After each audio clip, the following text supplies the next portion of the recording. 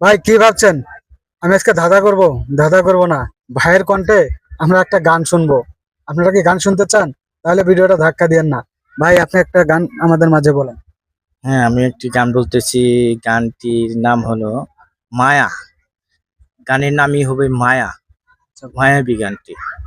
আচ্ছা বলেন। তোমার চোখে মায়ায় যেন খুঁজে পেয়েছি যে সুখ, এমন সুখে মায়া বীজে আর কখনো দেখিনি। তোমায় দেখে পেয়ে গেছি স্বর্গের সুখের ঠিকানা।